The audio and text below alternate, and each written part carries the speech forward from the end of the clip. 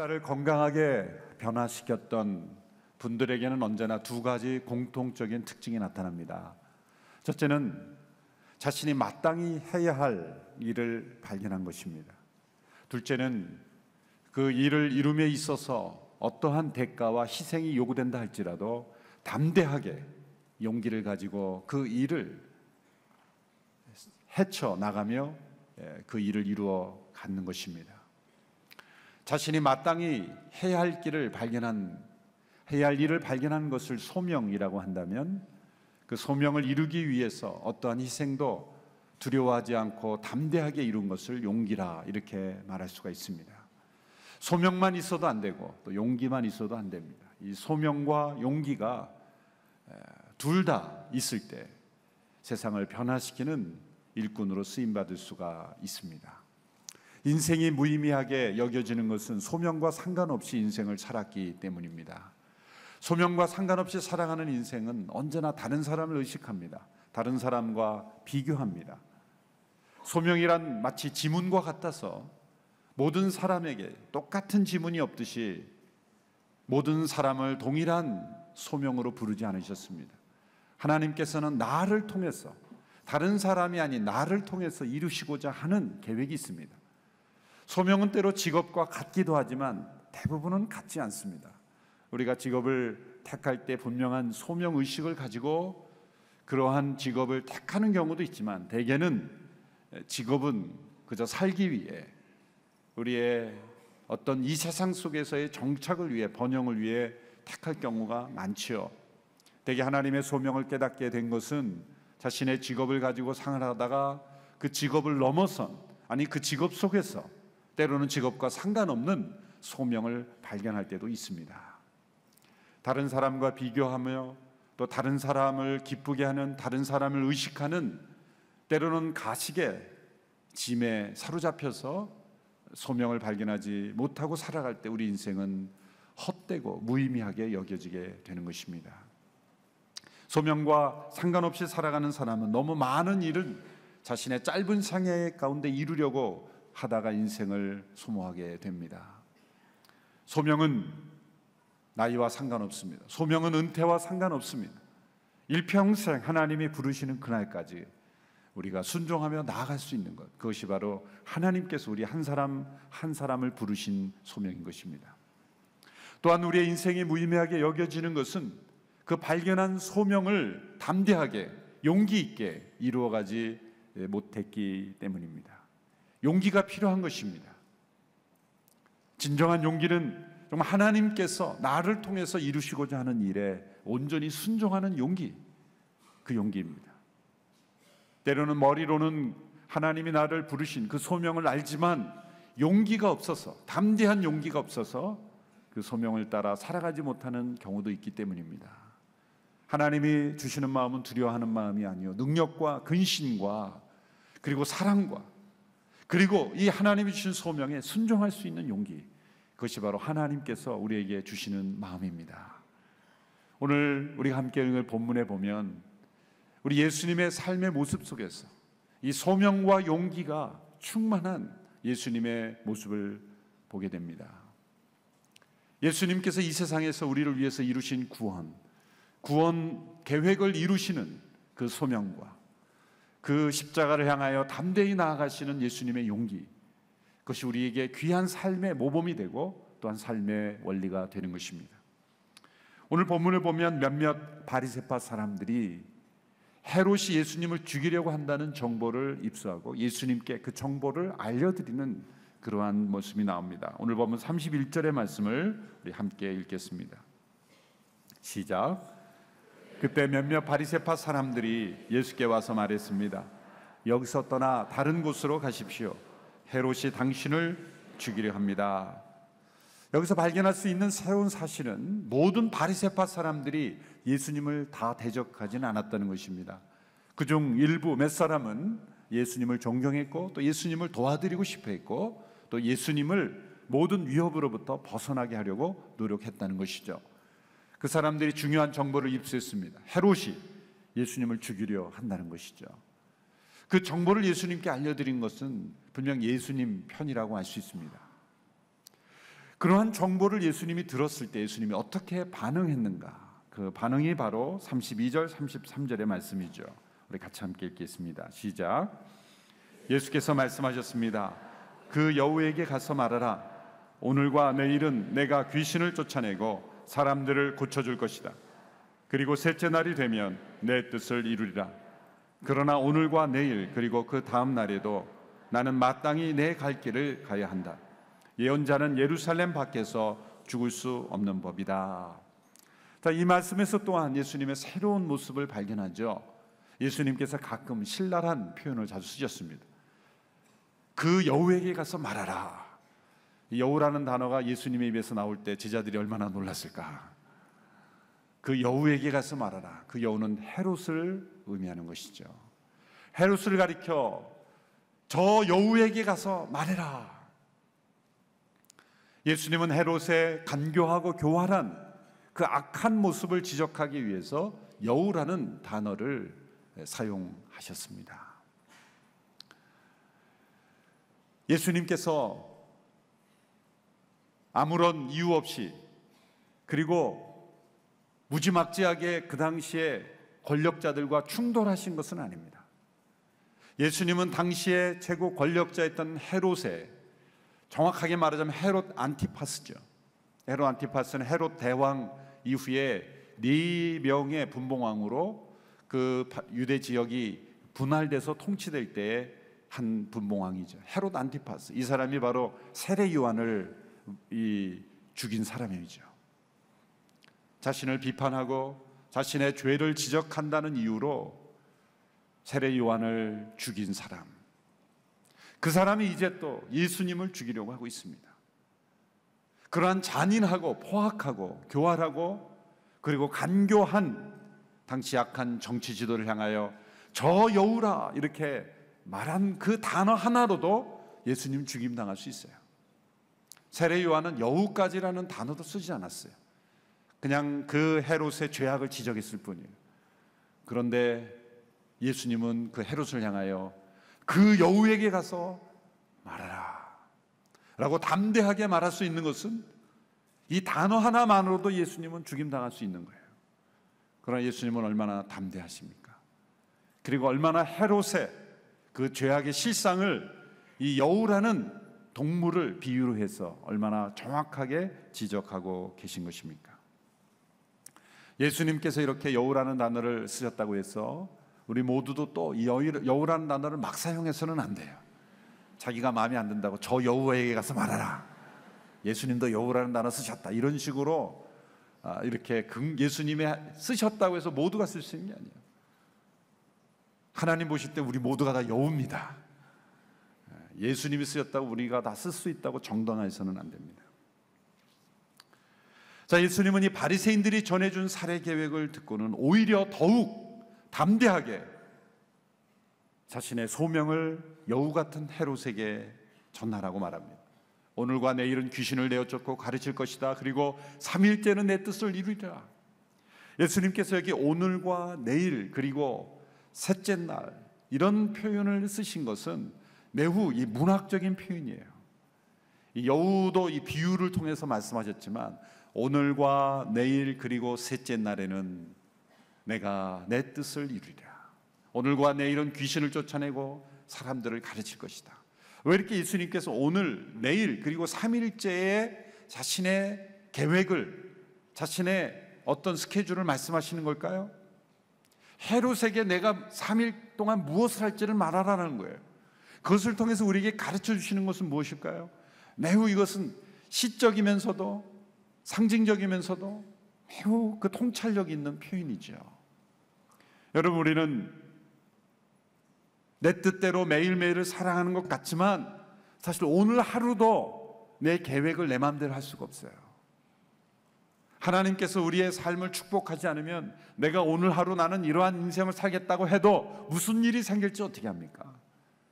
오늘을 장담할 수 없는 우리들인데 하물며 내일을 장담할 수 있겠습니까? 내일 나는 무엇을 하리라 계획하지만 그 계획대로 반드시 된다는 보장 없습니다. 때로는 내가 이해할 수 없는 일이 생길 수 있고 천재지변이 생길 수 있고 심지어는 하나님이 내 목숨을 거두갈 수도 있는 거죠. 삼일째를 우리가 보장할 수 있겠습니까? 삼일째 나는 내 뜻을 이루리라 말하지만 대개 우리에게 해당되는 것은 작심삼일이죠. 삼일째 내 뜻을 이루리라 말씀하실 수 있는 예수님, 오늘과 내일 삼일째 나는 귀신을 쫓아내고 사람들을 가르치고 내 뜻을 이루리라 하시는 그 예수님의 말씀, 그것은 예수님은 시간의 상황에 이끌려가는 분이 아니라 시간의 주인이시고 상황을 이끌어 가시는 주인이시다라는 것을 말씀하시는 거예요. 나는 시간에 얽매여 시간에 이끌려 상황에 이끌려서 살아가는 인생이 아니다. 나는 시간의 주인이시고 상황의 주인이신 하나님이시다 라는 것을 가서 말하라. 그 여우에게 가서 말해주라. 또한 이 말씀은 어떠한 위협과 심지어 내 목숨을 가져간다 할지라도 하나님께서 나를 통해 이루시는 내 소명은 빼앗아가지 못할 것이다. 너의 위협이 나의 소명을 빼앗아가지 못할 것이다. 나를 죽이려 한다 할지라도 결코 나는 내 계획을 포기하지 않을 것이다. 가르치고 전파하시고 귀신을 내쫓고 그리고 나아가 모든 사람을 구원하려 하시는 하나님의 계획은 절대로 포기되지 않을 것이다. 가서 여우에게 전하라 라고 말하는 것이죠. 더 나아가 하루 이틀 또 3일째라는 단어는 매우 상징적인 의미가 있는 것이죠. 이것은 무엇을 암시합니까? 예수님이 장사된 지 3일 만에 다시 부활하셔서 하나님의 뜻을 이루는 것, 그리고 예수 그리스도의 뜻을 이루는 것을 이제 이룰 것이다. 하루 이틀 3일, 그것은 매우 짧은 인생을 의미하는 것이죠. 예수님은 33세에 매우 짧은 인생을 사셨지만 다 이루었다라고 말씀하시며 생을 마치셨습니다. 그 여우에게 가서 말하라. 나는 비록 짧은 인생을 살지라도 나를 통해 이루시고자 하는 하나님의 소명은 다 이루어질 것이다. 나를 죽이려 한다 할지라도 내 계획은 절대 변화되지 않는다. 바리새인들이 이 말을 들었을 때 얼마나 놀랐을까요? 헤롯에게 당당하게 저 여우에게 가서 말하라, 나의 계획을 말하라 그랬을 때 그 소식을 들었던 바리새인들은 깜짝 놀랐을 것입니다. 그리고 이렇게 말씀합니다. 예언자는 예루살렘 밖에서 죽는 법이 없다. 이 말은 반어법입니다. 실제로 예루살렘 모든 예언자들이 예루살렘에서만 죽은 것은 아닙니다. 역사를 보면 예루살렘 밖에서도 죽임당한 선지자들이 있어요. 근데 왜 이렇게 강조하셨을까요?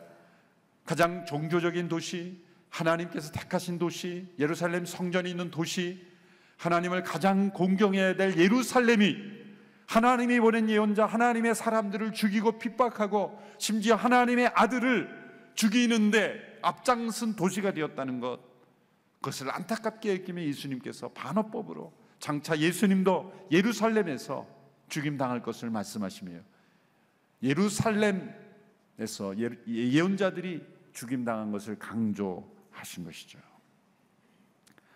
예루살렘에 있는 여우 같은 헤롯과 유대 지도자들이 예수님을 죽이려고 계획하고 있지만 오늘과 내일 예수님의 계획은 전혀 변화가 없을 것이다.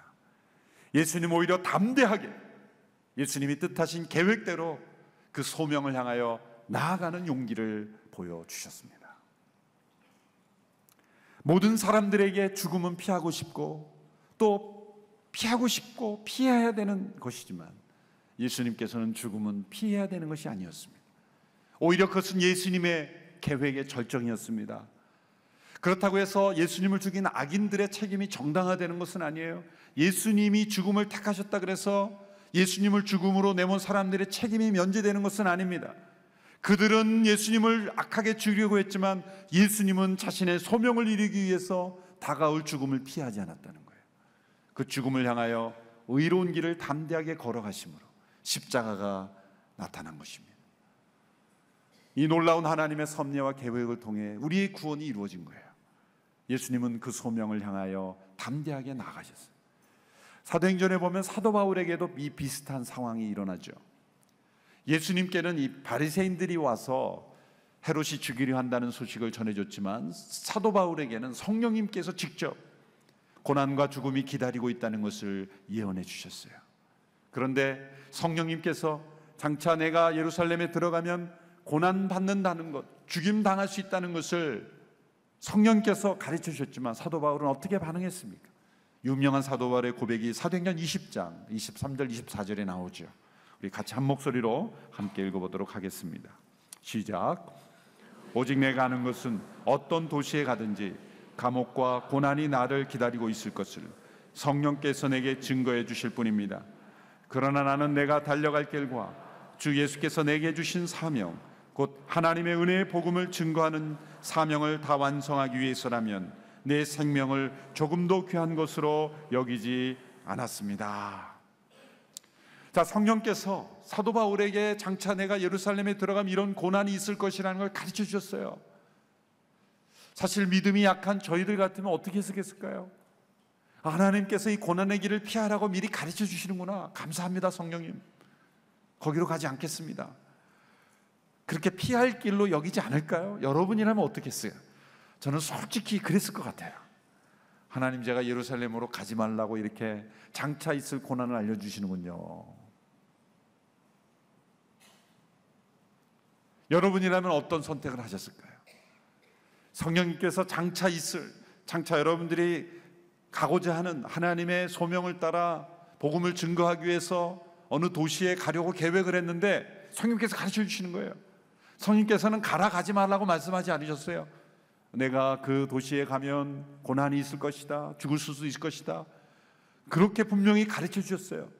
그런데 사도 바울은 그것을 피하라는 음성으로 듣지 않으시고 오히려 더 담대하게 그 땅을 향하여 나아가는 이 원료로, 재료로, 그런 용기의 근거로 삼았다는 거예요. 이게 다른 시각입니다. 바로 예수 그리스도의 마음인 것이죠. 장차 자기 앞에 놓여있는 고난이 눈에 보이듯 훤히 보여주셨는데 오히려 담대하게 내 생명을 조금 더 귀한 것으로 여기지 아니하노라.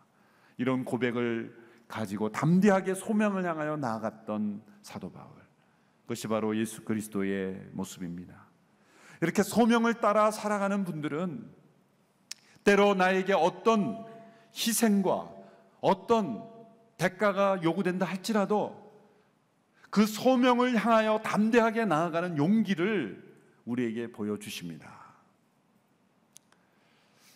제가 뉴저지에 사역할 때 그 뉴욕에 바로 근처에 있는 나야 칼리지라고 있는데요, 크리스천 칼리지죠. 또 우리 김사면 선교사님이 몸담고 파송받은 CNMA 선교단체, 그 선교단체와 그 학교를 창설하시고 세운 분이 A.B. 심슨이라는 분입니다. A.B. 심슨, 귀한 분인데 이분이 뉴욕에서 목회를 하고 계셨는데 그 당시에 많은 이민자들이 유럽에서 오고 여러 국가에서 왔지 않습니까? 그런데 본인들도 이민자인데 다른 이민자들을 받아들이지 않는 거예요. 그래서 그 회중들이 이 이탈리아에서 온 이민자들을 받아들이지는 않겠다는 거예요. 교회가 어떻게 다른 민족이라 그래서 배척하느냐, 그거 갖고 이 교회에 분쟁이 일어난 거예요. 성도들은 받아들이지 않겠다고, 목사님은 받아들여요. 결국 목사님이 사표를 내고 교회를 떠났어요. 담대한 거죠. 큰 이슈가 되었던 사건이라고 그러죠. 결국 그분은 담임 목사직을 내려놓고 그 뉴욕에 그 선교사님들을 훈련시키는 학교를 세우고, 그래서 귀한 선교단체가 태어나고 정말 그분이 열방을 향하여 나아가는 하나님의 소명을 이루는 그런 일에 쓰임을 받았다는 기록을 읽은 적이 있습니다. 정치가 이야기지만 남아프리카 공화국의 넬슨 만델라라는 분이죠. 이분은 이 인종차별을 반대하면서 20년 동안 옥에 갇히기도 했죠. 이분이 결국 나중에 대통령이 됐지 않습니까? 흑인으로서 인종차별이 심했던 남아프리카 공화국의 대통령이 됐어요. 그래서 많은 분들의 주목을 받고 세계적인 그런 지도자가 되었죠. 근데 그분이 흑인으로 대통령이 된 이후에 1년째가 됐을 때 그 남아프리카 공화국에서 이 럭비 올림픽인가 그런 대회가 열렸다는 거예요. 그런데 이 남아프리카 공화국의 흑인들이 전부 응원하지 않겠다고 보이콧을 한 거예요. 왜냐하면 선수들이 전부 백인이었기 때문에 백인들끼리 뛰는 그 운동에 우리가 뭐하러 응원하느냐, 그래서 전부 흑인들이 우리는 응원하지 말자, 그렇게 한 거예요. 그때 이 만델라 대통령이 경기장에 선수복을 입고 나와서 응원하기 시작했다는 거예요. 그래서 온 국민이, 온 흑인들이 다 같은 마음으로 응원하기 시작했다는 거예요. 역시 이 지도자의 용기, 하나님께서 인종차별을 극복하려면 단지 백인들의 핍박에 반대하는 것만 돼서는 안 되죠.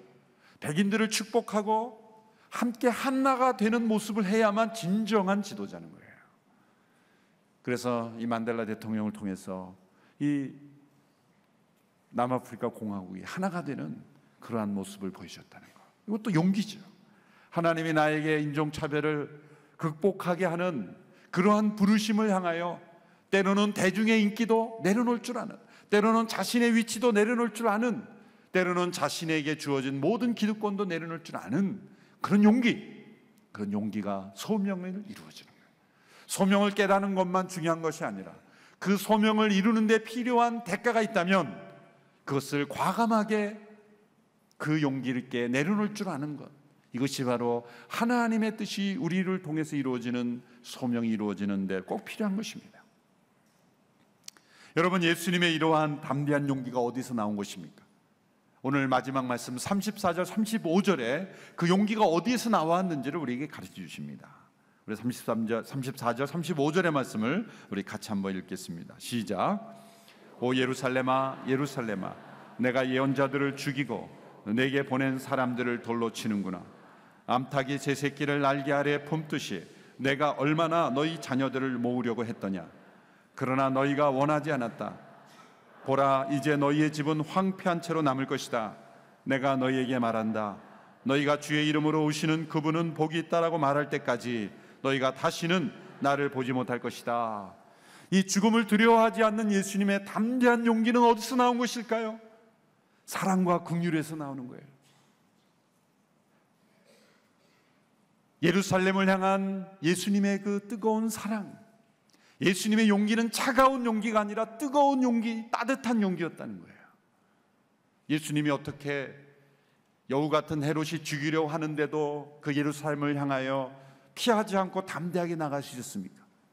그것은 마치 암탉이 제 새끼를 그 날개 아래 품듯이 그 날개를 피해서 도망가고 피해가고 원치 않는 그런 새끼들이지만 계속 품으려고 하고 또 품으려고 하고 또 그들을 용서하고 사랑하려는 그 예수님의 마음에서, 그 사랑에서, 그 긍휼에서 이 담대한 용기가 나왔다는 거죠.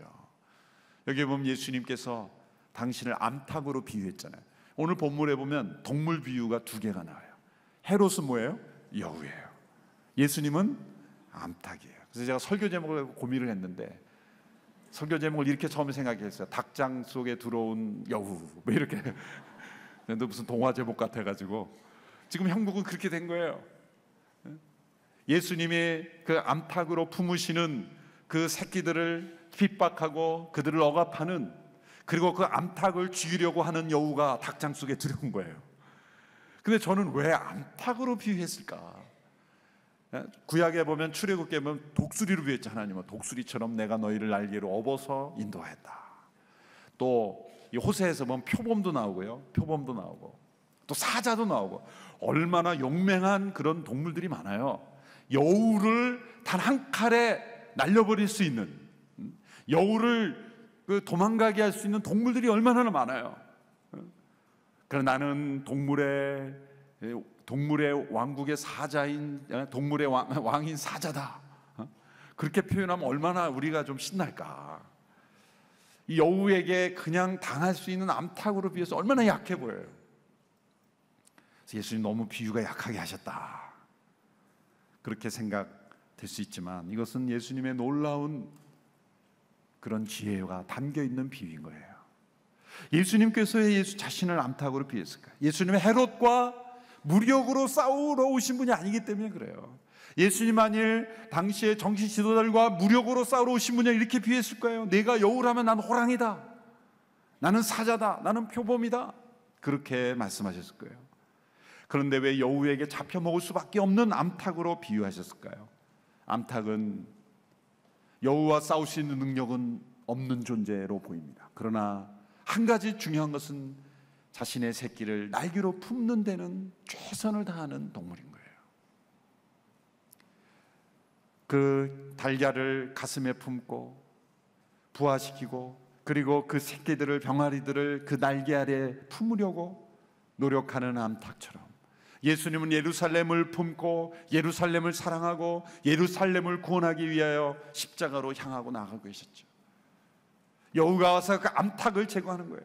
암탉을 물어뜯어 죽이려고 하는 거예요. 그렇지만 암탉은 여우가 죽이면 죽임 당하는 그 모습 그대로, 그러나 자기 새끼들을 포기하지 않는 암탉의 모습으로 십자가를 향하여 나아가는 모습이에요.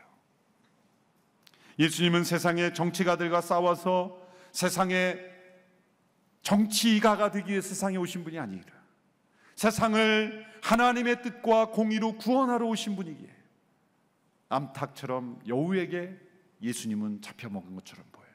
십자가에서 비참하게 능력이 없는 존재처럼 죽임당합니다. 암탉은 무서운 발톱도 없고 여우와 싸울 수 있는 이빨도 없습니다. 그저 날개만 있을 뿐이에요. 그 새끼들을 품는 날개만 있을 뿐입니다. 그러나 예수님은 여우에게 붙잡혀 죽는 암탉처럼 연약한 존재처럼 보였지만 예수님은 십자가에서 승리하셨습니다. 부활하셨습니다. 같이 발톱과 그리고 이빨로 물어 뜯어 싸워 이기는 하나님의 나라가 아니라, 세상과 정치력으로 싸워 이기는 하나님의 나라가 아니라, 세상에서는 억울하게 죽임당하고 물어뜯기고 죽임당하는 것 같지만 그러나 하나님의 의와 공의가 부활로 승리하는 하나님의 나라를 이 땅에 보여주시기 위해서, 그래서 암탉으로 자신을 비유하신 것입니다. 예수님은 닭장 안에 들어온 여우 같은 헤롯, 유대 지도자들에 의해서 십자가에 못 박히셨습니다. 그러나 예수님은 자신의 사랑을 거부하는 예루살렘을 끝까지 품고 또 품으며 십자가에서 못 박히셨습니다. 바로 이 사랑에서 예수님의 용기가 나온 거예요. 진정한 용기는 사랑에서 나오는 것입니다. 여러분, 이 말씀을 통해서 하나님께서 나라는 개인에게 맡기신 소명을 발견한 사람만이 예수님처럼 담대하게 세상에서 승리할 수 있다는 것을 우리는 배우게 됩니다. 그 소명을 따라 담대하게 살아갈 때 우리는 하나님께 쓰임받는 인생이 될 수가 있는 것입니다.